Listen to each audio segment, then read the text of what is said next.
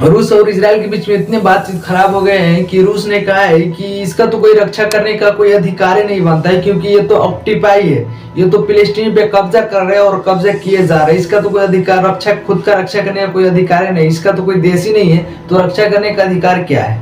रूस ने ये बोला है। सीरिया पे हमला करता था तो जो रूस का जो सीरिया में बेस बना हुआ है, सैनिक अड्डा बना हुआ है, तो रूस को पहले ही बता दिया करता था इजराइल कि हम सीरिया पे अटैक कर रहे हैं, बोल दीजिएगा कि आपका जो रूस है, रूस का सैनिक अड्डा है, जो आपका डिफेंस सिस्टम है, वो हमें नहीं रोके सीरिया पे अटैक करने से। इजराइल पहले ही रूस का आर्मी को इन्फॉर्म कर दिया करता था ताकि हमें एयर डिफेंस सिस्टम से इसको नहीं रोके, हम सीरिया पे हमला कर रहे हैं।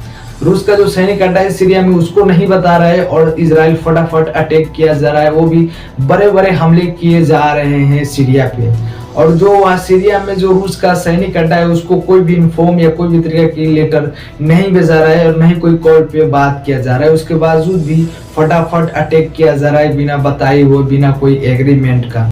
तो भी इसके वजह से भी कहने की बहुत ज्यादा माहौल खराब हो चुका है इजराइल और रूस के बीच में। अमेरिका ने कहा है इजराइल को, भाई तुझे तो हमले कर रहा है, आधुनिक इतने बड़े बड़े हमला कर रहा है, इतने बड़े बड़े हथियार इस्तेमाल कर रहा है फिलिस्तीन आम सिविलियन के खिलाफ और बूढ़े और बच्चे को खिलाफ, ये बहुत ही घातक है। और ये तुम्हारा फोटो और वीडियो वायरल हो रहा है, दुनिया के सामने आ रहा है, हमारा भी बेइज्जती हो रहा है और हमारा भी काफी शर्मिंदगी वाली बात है। आपको अगर हथियार इस्तेमाल करना है तो छोटे हथियार इस्तेमाल करो और खास करके हमास के लिए इस्तेमाल करो, वहाँ के आम सिविलियन के खिलाफ नहीं इस्तेमाल करो। ये इजराइल को कहा है अमेरिका ने, मगर अमेरिका का बात इजराइल भी नहीं सुना। अब इजराइल ने कहा है कि हमको जो करना है वो करके ही रहेंगे, जो हमारा टारगेट है उसको हम कंप्लीट करके ही रहेंगे। ये अमेरिका को जवाब दिया है इजराइल ने, अमेरिका को मुंह पे तमाचा मार दिया है। भाई एक एग्जाम्पल के तौर पे मैं एक चीज बता रहा हूँ, मान लीजिए किसी बिल्ली को हम कहेंगे कि भाई तू ये दूध रखवाली करना, मैं तेरे ही ऊपर छोड़ के जा रहा हूँ, बिल्ली को समझा करके जाएंगे,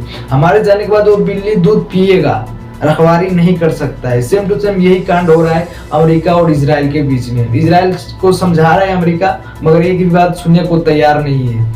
आपको एक चीज और बता दूं कि अमेरिका ने ये भी बात कहा है कि रेर मार रहा है या किस तरह का कांड कर रहा है तो उसको थोड़ा छोटे लेवल पर करो, थोड़ा करो, ऐसे डायरेक्ट अटैक मत करो गाजा पे आतंकवादी की तरह। इस तरीके से अटैक करते हो तो हमें हमारे ऊपर भी प्रेशर बनता है, हमारे पास भी टाइम कम है और इस तरह की हमला करना बंद कर दो। हमला करना है छोटे हथियार इस्तेमाल करो और हमास के खिलाफ इस्तेमाल करो, आम सिविलियन के खिलाफ नहीं, अमेरिका ने कहा है। एक चीज मैं और बताते चलूं कि इजराइल का डिफेंस सिस्टम और अमेरिका का डिफेंस सिस्टम अरब कंट्री में भी उपलब्ध है और उसको चालू किया गया है, एक्टिव किया गया है। जब भी अमन अटैक करता है तो सऊदी अरब वाले ही रोक देते हैं, क्योंकि अपन ही साला अपना ही दुश्मन है, तो क्या होगा, अरब कंट्री वाले ही उसको हथियार को रोक देता है। मान लीजिए अरब कंट्री तो सबसे पहली बात एक्शन नहीं ले रहा है इजराइल के खिलाफ, और दूसरी बात कोई दूसरा कंट्री एक्शन ले भी रहा है इजराइल के खिलाफ तो उसको हथियार को पहले ही रोक देता है। अरब कंट्री खुद ही रोक देता है इजराइल में आने से पहले।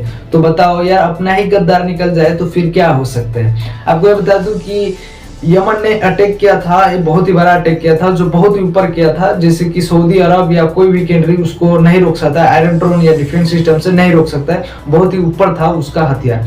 तो उसने जब अटैक किया तो डायरेक्ट इजराइल में आकर के गिरा नहीं है, इतने बड़े ऊपर से किया था कि भाई सऊदी अरब इसको नहीं रोक सकता है।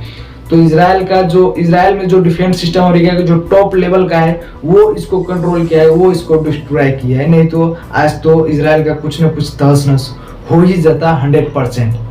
आपको बता दूं कि जॉर्डन ने भी आयरन डोम की मांग कर दी है। जॉर्डन ने इसलिए आयरन डोम की मांग की है, जब यमन ने अटैक किया था तो एक रॉकेट जॉर्डन में भी आकर के गिरा था, तो जॉर्डन ने भाई मांग कर दिया कि भाई मेरे को भी एक डीजल आयरन ड्रोन चाहिए, क्योंकि जॉर्डन को भी मालूम है कि आने वाला टाइम में कहीं न कहीं ईरान भी इस जंग में इन्वॉल्व हो जाएगा। ईरान जो इन्वॉल्व होगा तो ईरान जब अटैक करेगा इजराइल के ऊपर तो एक आध रॉकेट जॉर्डन में भी आकर के गिर सकता है। तो जॉर्डन ने कहा है कि भाई मेरे को भी आयरन ड्रोन चाहिए डीजल वाला, क्योंकि जो ईरान और यमन जो अटैक करेगा तो मेरे को भी रोकना जरूरी है, क्योंकि एक भी रॉकेट मेरे ऊपर गिर गया तो मैं तो भाई चला जाऊंगा, मेरे को क्या बचेगा यार, तो मेरे को भी एक चाहिए, नहीं तो नहीं चलेगा। ये जॉर्डन ने डिमांड कर दिया है इजराइल